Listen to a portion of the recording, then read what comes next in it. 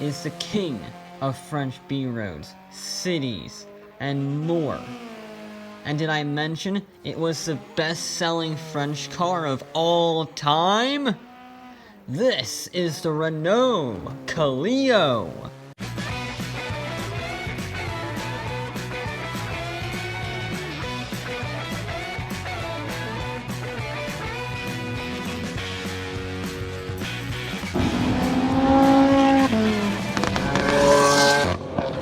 Renault 5 was very, very good.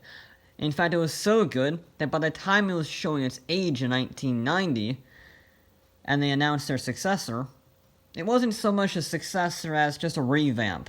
It had a very similar floor plan, a very similar suspension, a similar steel frame, and an incredible selection of 1.5 liter to 1.9 liter diesel and gasoline engines making up to 80 horsepower. What was this car called? It was called the Clio, and this was perfect European economy car. It was cheap, it was small, it was fuel efficient, and it was practical, and that is what every European person needs, and it was very successful at that. So successful, it was voted European Car of the Year in 1990. Pretty good job. But remember those puny 1.5 liter engines? Yeah, that wasn't enough. You see, a year later, Renault decided to make a performance version. They called it the Clio 16S because it featured that 4-cylinder engine with 16 valves, dual overhead cams, and that meant 138 horsepower in a car weighing just 2,000 pounds on the dot. That meant 0 to 60 in under 8 seconds and a top speed of 130 miles an hour, which sounds terrifying in a Mark I Clio. Have you seen a Mark I Clio? It's not big. And that wasn't even the craziest one, because Renault at the time just happened to be supplying engines for the Williams Formula One team.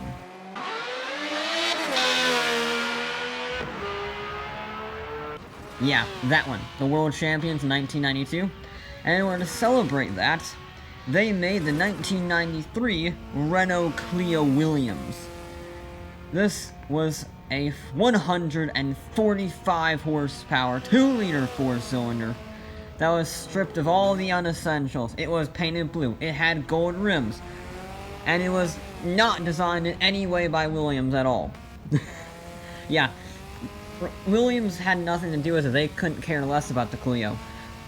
So, Renault's in-house tuning company, Renault Sport, yeah, actually tuned it. They also improved the suspension. They gave it a better differential, a better 5-speed gearbox, so that it could actually handle.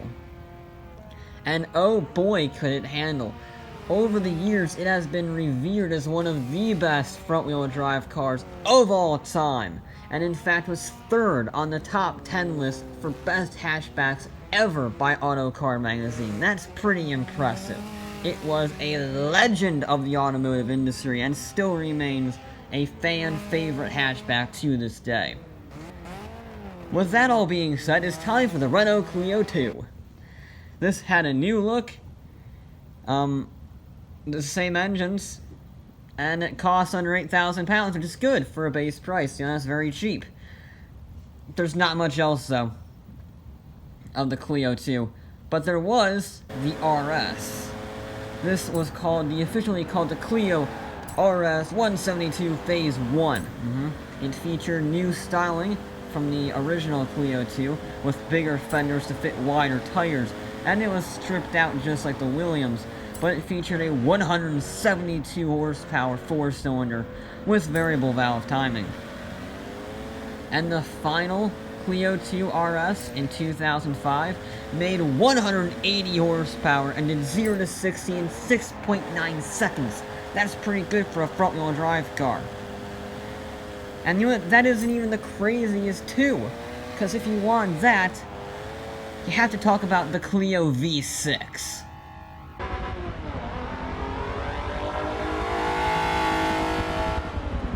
The Clio V6 is a homage to the Renault 5 Turbo. Now I'm going to get off topic here for a second, if you will excuse me, because in order to understand the V6, you have to understand the 5 Turbo.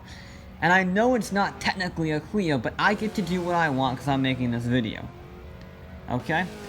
In 1980, Renault took the innocent 5 and redesigned the entire system because they saw the Lancia Stratos winning all of their rallies. So, they featured a 1.4-liter turbocharged 4-cylinder making 160 horsepower in 1980. That was enough to propel it to the most powerful French car in current production. That's pretty impressive. And in order to control that power, they widened that car immensely. They also fitted with rear-wheel drive, better brakes, and better aerodynamics, and they also put that 4-cylinder in the middle. That's right, we got a mid-engine hatchback here. Okay, that's more designed for European supercars, and we got this in a hatchback that did 0 to 60 in under 7 seconds. And this thing competed in the WRC Group 4 and Group B. And it won a lot. In fact, it won its debut rally at the 1981 Monte Carlo. And the R5 Maxi Turbo made 350 horsepower. Unfortunately, this wasn't enough to compete with the other Group B cars, and it fell by the wayside. So with that understanding of the 5, let's get back to the V6. This was initially developed as a one-make racing series with TWR, and it was kind of based on the Clio 2-ish, except the bodywork was 12 inches wider than the base 2. They added a foot to the width of the car. But the biggest change was not the body, it was the engine.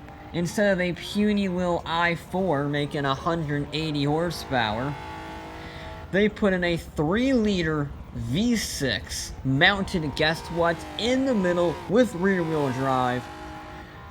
And that V6 initially started out as a respectable 220 horsepower, but just 2 years later, in 2003, it was bumped up to 250, making it the most powerful hatchback in the world, which meant 0 to 60 in under 6 seconds, and a top speed of in excess of 150 miles an hour. Unfortunately, less than 3,000 were sold, and it was discontinued 2 years later, so it's super crazy rare. And then it was time for the Clio 3. This was completely different than all the other Clios because it was not just designed by Clio, but Nissan, to help make the Micra. And that meant it was significantly bigger, big enough to add a wagon estate version. Yeah. But that didn't matter, because it had a 5-star Euro NCAP safety rating, and it became the first car in history to win European Car of the Year twice in 2006. And the only other car to do that so far is a Volkswagen Jetta. And the Clio RS got an upgrade too. It got a 6-speed gearbox and a 4-cylinder engine making 197 horsepower and a screaming 7,300 RPM. And with all of these safety ratings, versions, engines, budgets, performance, it's no wonder that by 2010, they had sold 10 million Clios. And when the Clio 4 came out, it was okay. It wasn't quite as great as the last ones. It was only available as a 5-door hatchback instead of a 3-door. And that was really the most interesting part about it.